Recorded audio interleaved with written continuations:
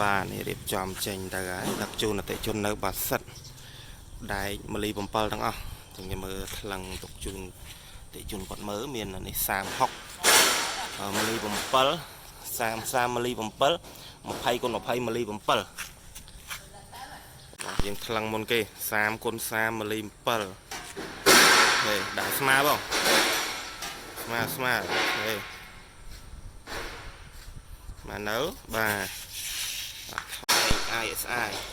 30 × 30អូខេមលី7បាទ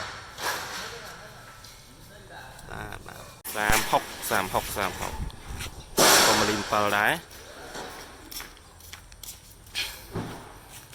36មលី7ដាក់ស្មើបងដាក់ស្មើ30 × 6មលី7